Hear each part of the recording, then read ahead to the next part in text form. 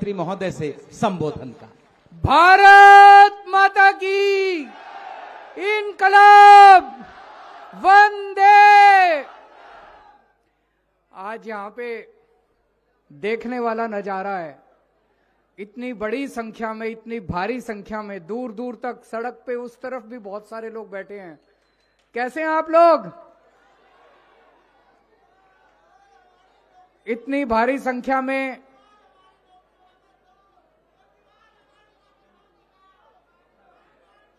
मैं आपकी भी बात करूंगा, चिंता ना करो। आपकी भी बात करूंगा, चिंता ना करो।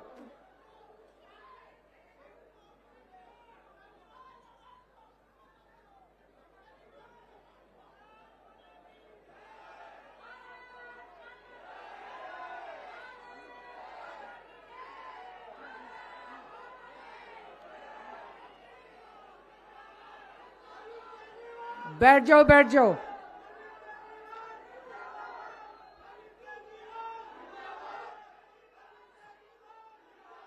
पूरी दिल्ली में कहीं भी हम लोग स्कूलों का उद्घाटन करने जाते हैं तो ये दूसरी पार्टी वाले हमारी हाय करने पहुंच जाते हैं। हम लोग मोहल्ला क्लिनिक का उद्घाटन करने जाते हैं तो ये दूसरी पार्टी वाले हमारी हाय करने पहुंच जाते हैं। हम कहीं अस्पताल का उद्घाटन करने जाते हैं तो ये दूसरी पार्टी वाले हमारी हाय करने।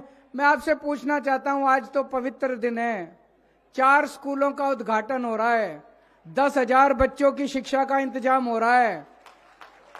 आज तो कम से कम ये गंदी राजनीति ना करो। आपको केजरीवाल से दुश्मनी है, आपको इनके जनता के बच्चों से तो दुश्मनी ना करो। इनके बच्चों को शिक्षा मिलने वाली है, इस मौके पे तो ये सब गंदी हरकत नहीं करनी चाहिए। आज इतनी भारी संख्या में आप सब लोग आए हैं, ये मेरे लिए बहुत सुकून की बात है। एक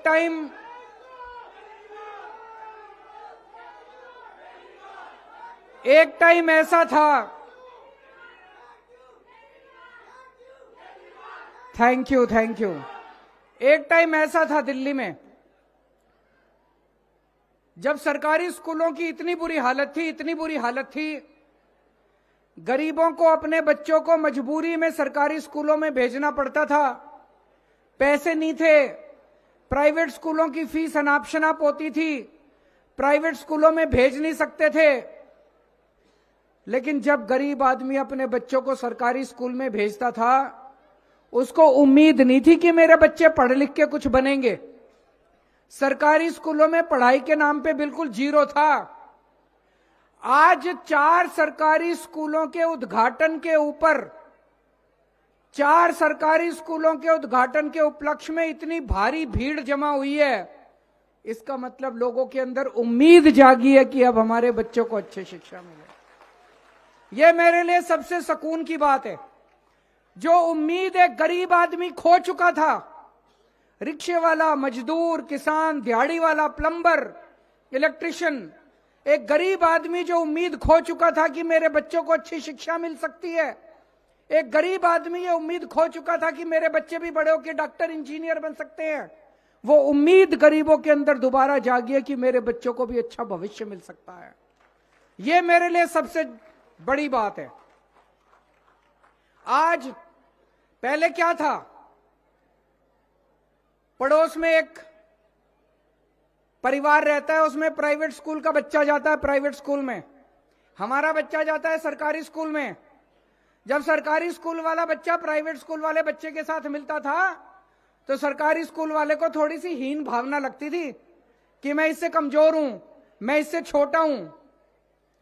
आज जब एक प्राइवेट स्कूल वाला और सरकारी स्कूल वाला बच्चा मिलते हैं तो सरकारी स्कूल वाला बच्चा भी अपनी कॉलर ऊपर करके बात करता है, उससे उसमें कॉन्फिडेंस आ गया कि अब मैं भी अच्छे स्कूल के अंदर पढ़ता हूं। अभी जैसे बताया, हमारे जितने सरकारी स्कूल बन रहे हैं, इतनी शानदार बिल्डिंग बन रही है, किसी प्राइवेट स्कूल की इतनी शानदार बिल्डिंग नहीं है। शानदार टीचर है हमारे, किसी प्राइवेट स्कूल में इतने शानदार टीचर नहीं है। और सबसे बड़ी बात है, शानदार नतीजे आ रहे हैं, जो नतीजे आज प्राइवेट स्कूलों के भी नहीं आ रहे दोस्तों। मुझे बेहद खुशी है आज इस मौके के ऊपर, जबकि यहां 4 नए स्कूलों का उद्घाटन किया जा रहा है। इसमें 10,000 बच्चे एक साथ 10,000 बच्चों की शिक्षा का आज इंतजाम किया जा रहा है। ये स्कूल 1 साल में बनके तैयार हो जाएंगे। आज इनकी नींव रखी जा रही है और मुझे पूरा यकीन है 1 साल के बाद आप लोगों के बीच में मैं उद्घाटन करने के लिए आऊंगा। इस मौके पे मुझे आज आपके बीच में आने का मौका मिला, मैं अपने आप को बड़ा सौभाग्यशाली समझता हूं। लेकिन इसका बहुत बड़ा श्रेय मैं आपके विधायक, आपके एमएलए ऋतुराज को देता हूं। ये दोनों जमीन जो है ये डीडीए की जमीन है। डीडीए इतनी आसानी से जमीन देता नहीं है। इन्होंने पीछे पढ़ पढ़ के डीडीए से ये जमीन ली। उसके बाद एजुकेशन डिपार्टमेंट में पीछे पढ़ के इन्होंने सारी फाइलें साइन कराई। आज इस मौके पे मैं डीडीए का भी धन्यवाद करना चाहता हूं, शिक्षा विभाग को भी बधाई देना चाहता हूं, जिन्होंने आज ये संभव कर पाया कि ये चारों स्कूलों का उद्घाटन शिलान्यास किया जा रहा है। अभी तक आपके इलाके में टोटल 10 स्कूल थे। उन 10 स्कूलों की पहले हालत बहुत खराब थी। एक वो सामने वाला स्कूल है, ये भी बता रहे हैं, पहले टाट के अंदर चलता था और टिन के अंदर चलता था। अब देखो शानदार बिल्डिंग बनी पड़ी है। 10 स्कूल थे पहले, 10 के 10 की बुरी हालत थी। सबसे पहले हमने वो 10 स्कूल शानदार बनाए, अच्छे बनाए। अब 10 नए स्कूल बन रहे हैं, जिसमें से 4 स्कूल ये यहां पे बनेंगे। 10 नए स्कूल बन रहे हैं। इन 4 स्कूलों में 10,000 नए बच्चे पढ़ेंगे और 20 स्कूल टोटल किराड़ी विधानसभा में हो जाएंगे।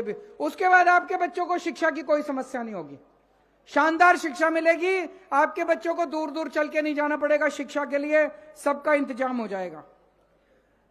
पूरी दिल्ली के अंदर अब हमने नक्शा बनाया। पूरी दिल्ली में सरकारी स्कूल जो थे वो तो अच्छे कर दिए, लेकिन कई इलाके ऐसे हैं दिल्ली में जहां पे स्कूलों की कमी है। कुछ जगह ऐसी हैं जहां ज्यादा स्कूल हो गए, कुछ जगह ऐसी है जहां स्कूलों की कमी है। उसकी पूरी लिस्ट बनाई है। पूरी दिल्ली में जहां जहां स्कूलों की कमी है, अब नए स्कूल हम वहां वहां बनाते जा रहे हैं, ताकि गरीबों के बच्चों को अपने घर के पास ही शिक्षा का इंतजाम हो सके। और शानदार स्कूल बन रहे हैं। लेबोरेटरी बनेंगी, शानदार लेबोरेटरी। पूरे देश में किसी राज्य में चले जाओ, यूपी में, राजस्थान में, मध्य प्रदेश में, बिहार में, कहीं आपको स्कूलों के अंदर, सरकारी स्कूलों में laboratory, auditorium, library, staff room, activity room, पता नहीं क्या क्या इतनी सुविधाएं मिल रही हैं जो प्राइवेट स्कूलों में आज आपको कहीं नहीं मिलेंगी, जो सरकारी स्कूलों के अंदर आज आपको सुविधाएं मिल रही हैं। यह संभव हो पाया क्योंकि हम दिल्ली सरकार का बहुत बड़ा बजट शिक्षा और स्वास्थ्य पे खर्च करते हैं। अभी अभी केंद्र सरकार ने अपना बजट लेके आई है। केंद्र सरकार पूरे देश का बजट अभी अभी आया, आपने अखबारों में पढ़ा होगा। पूरे देश पे केंद्र सरकार स्कूलों और अस्पताल के ऊपर 4% बजट खर्च कर रही है। पूरे देश का 4% बजट स्कूल और अस्पताल पे केंद्र सरकार। दिल्ली सरकार पिछले 8 साल से हर साल 40% बजट अपना स्कूल और अस्पताल पे खर्च करते हैं। 40% पैसा खर्च नहीं करेंगे तो स्कूल ठीक कैसे होंगे? अपने आप तो होंगे नहीं, पैसा खर्च करना पड़ता है। हम 40% दिल्ली का बजट स्कूल और अस्पताल पे खर्च करते हैं, केंद्र सरकार केवल 4% करती है। मैं दिल्ली के 2 करोड़ लोगों को अपना परिवार मानता हूं। आप सब लोगों को मैं अपना परिवार मानता हूं। आपके बच्चों को मैं अपना बच्चा मानता हूं। और मैंने कसम खाई है, मेरे को भगवान ने किस्मत से सब कुछ दिया जिंदगी में। मेरे बच्चों को अच्छी शिक्षा मिली है। मैंने कसम खाई है, जो शिक्षा मेरे देश ने मेरे बच्चों को दी, जो शिक्षा मेरे देश ने मेरे को दी, वैसी ही अच्छी शिक्षा इस देश के हर बच्चे को मिलनी चाहिए। इसके लिए मैं काम करता रहूंगा। हम अपना परिवार पालते हैं। परिवार में चाहे कोई आदमी कितना भी गरीब क्यों ना हो, गरीब से गरीब आदमी क्यों ना हो, सबसे पहले वो क्या करता है? अपने बच्चों की अच्छी परवरिश करना चाहता है। अपने को रोटी ना मिले ना मिले, बच्चों को पूरी रोटी मिलनी चाहिए, बच्चों को दूध मिलना चाहिए, बच्चों को फल मिलने चाहिए, बच्चों को ठीक से सब्जी मिलनी चाहिए, बच्चों को अच्छी शिक्षा मिलनी चाहिए। गरीब से गरीब आदमी भी सोचता है एक टाइम की रोटी कम खा लूंगा, मेरे बच्चे को अच्छी शिक्षा मिलनी चाहिए, है कि नहीं है? सबसे पहले आदमी अपने बच्चों को अच्छी शिक्षा देना चाहता है। वही हमने अपने दिल्ली सरकार में अपनाया है कि 2 सड़क कम बना देंगे, पहले अपने सारे दिल्ली के बच्चों को अच्छी से अच्छी शिक्षा का इंतजाम करेंगे।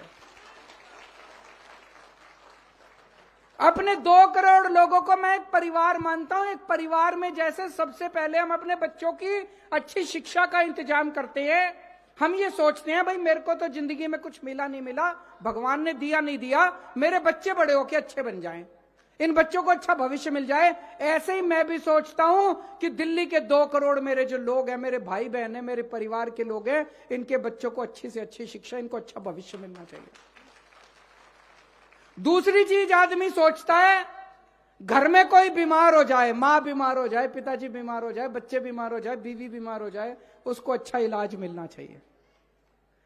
अगर कोई बीमार हो जाए, आदमी अच्छे से अच्छे अस्पताल में ले जाने की कोशिश करता है, अच्छे से अच्छा इलाज कराने की कोशिश करता है, चाहे जमीन बेचनी पड़ जाए, चाहे घर के गहने बेचने पड़ जाए, चाहे कर्ज लेना पड़े, आदमी अच्छे से अच्छा इलाज कर। दूसरी हर आदमी की, हर परिवार की प्रायोरिटी होती है।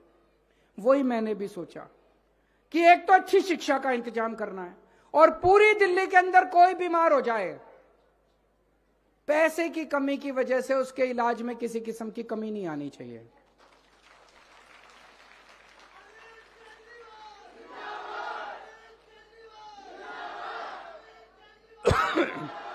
पूरी दिल्ली में जगह जगह मोहल्ला क्लिनिक बनवा दिए। पहले कोई मोहल्ला क्लिनिक नहीं थे। अभी जैसे ऋतुराज बता रहे थे, आपके किराड़ी विधानसभा में 20 मोहल्ला क्लिनिक हैं, 20 मोहल्ला क्लिनिक, शानदार मोहल्ला क्लिनिक है। सारी दवाइयां मुफ्त मिलती हैं, टेस्ट मुफ्त होते हैं, इलाज मुफ्त होता है, डॉक्टर मुफ्त है, सब कुछ मुफ्त है। दिल्ली के जितने अस्पताल हैं, सरकारी अस्पताल, 35 अस्पताल हैं हमारे, सारे अस्पतालों में सबका इलाज मुफ्त कर दिया, चाहे अमीर हो चाहे गरीब हो, और शानदार इलाज कर दिया। ऐसा भी नहीं कि भाई सरकारी अस्पताल है तो खराब इलाज है, सारे सरकारी अस्पतालों का कायाकल्प कर दिया, शानदार हो गए, सारा इलाज मुफ्त कर दिया। अब आपके यहां भी जो अस्पताल बनना है, उस अस्पताल की जिम्मेदारी मैं लेके जाऊंगा, उसको भी बनवाएंगे उस अस्पताल को।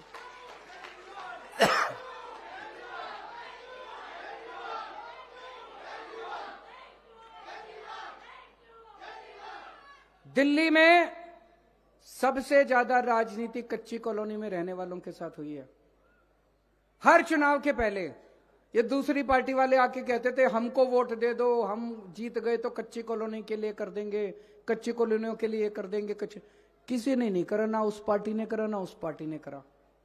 आज पूरी दिल्ली में सारी कच्ची कॉलोनियों के अंदर सड़कें बनवा रहे हैं हम लोग, सीवर की पाइपलाइन डलवा रहे हैं, पानी की पाइपलाइन डलवा रहे हैं।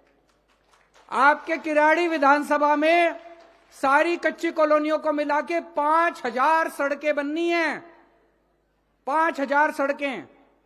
5000 में से 3000 सड़कें बन चुकी हैं।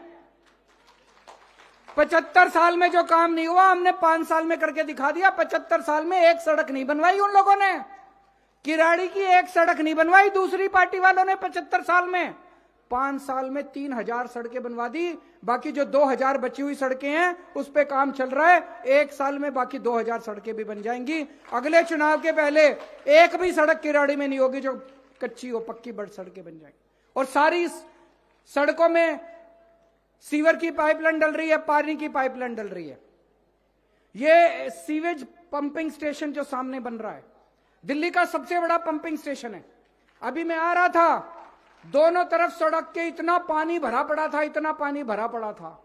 ये 3 महीने में बन के तैयार हो जाएगा। उसके बाद ये सारा पानी यहां से निकल के साफ होने के लिए सारा साफ हो जाएगा, कहीं गंदा पानी नहीं रहेगा।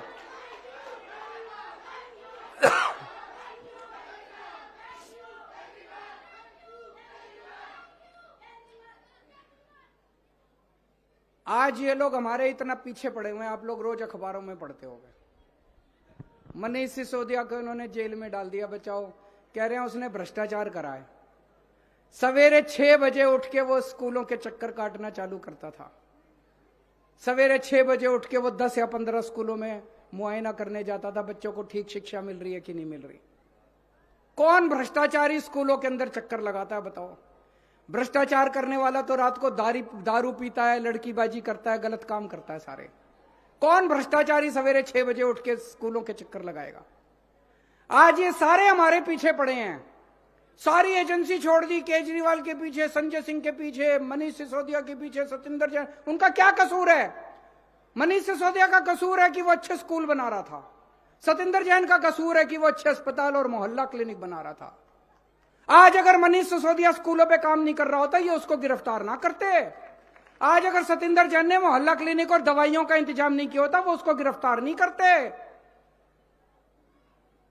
इन्होंने सारे षड्यंत्र रच लिए, लेकिन हमको झुका नहीं पाए। हमने कहा काम तो चलेगा, काम तो करते रहेंगे हम लोग। तुम अगर ये सोचो कि हम स्कूल बनाना बंद कर देंगे, स्कूल तो बनेंगे, चाहे केजरीवाल को भी जेल में डाल दो।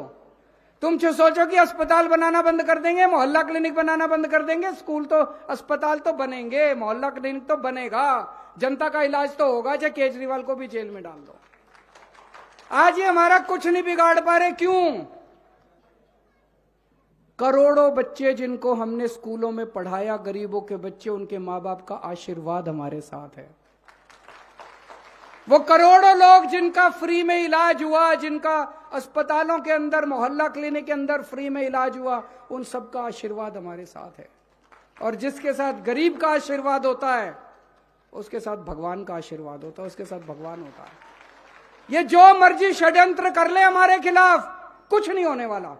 और मैं भी डटा हुआ हूं इनके खिलाफ, मैं भी नहीं झुकने वाला। ये कहते हैं बीजेपी में आ जाओ, हम छोड़ देंगे। मैंने कहा बिल्कुल नहीं आऊंगा बीजेपी में, कतई नहीं आऊंगा बीजेपी में। क्यों आ जाए बीजेपी में? नहीं आते बीजेपी में। बीजेपी में चले जाओ तो सारे खून माफ, सब। हमने कौन सा गलत काम किया? स्कूल ही तो बनवा रहे हैं, अस्पताल ही तो बनवा रहे हैं, सड़कें ही तो बनवा रहे हैं, पानी का ही तो इंतजाम कर रहे हैं, सीवर ही तो ठीक करा रहे हैं। कौन सा गलत काम किया? आपसे बस एक ही मेरा निवेदन है, बहुत प्यार मिला आप लोगों का, बहुत आशीर्वाद मिला है, अपना ये आशीर्वाद बनाए रखना। मेरे को और कुछ नहीं चाहिए। मेरी जिंदगी का एक ही मकसद है, इस छोटे से आदमी को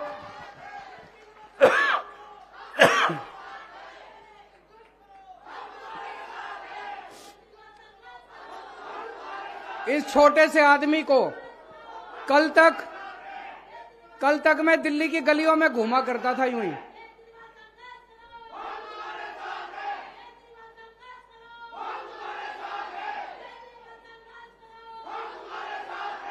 कल तक मैं दिल्ली की झुग्गी बस्तियों के अंदर एक एनजीओ में काम किया करता था। सुंदर नगरी का इलाका, नंद नगरी सुना होगा आप लोगों ने। वहां पे झुग्गी बस्तियों के अंदर एक एनजीओ में काम किया करता था। कोई नहीं जानता था मेरे को। वहां पे झुग्गियों के अंदर मैं घूमा करता था। वहां से उठा के आप लोगों ने पूरी दिल्ली की जिम्मेदारी दे दी मेरे को। इतना बड़ा मान दे दिया, इतनी बड़ी जिम्मेदारी दे दी, मैं 7 जन्म में भी आप लोगों का एहसान नहीं चुका सकता। तो बस आप अपना आशीर्वाद बनाए रखिए। आपके आशीर्वाद में इतनी ताकत है, उनकी सीबीआई, उनकी ईडी, उनकी दिल्ली पुलिस, उनका इनकम टैक्स, सारे छोटे पड़ जाते हैं आपके आशीर्वाद के सामने। भारत माता की इनकलाब। एक बार आभार व्यक्त करें। और अब मेरा अनुरोध कर्म की प्रखरता और विश्वास के प्रतीक आदरणीय श्री विकास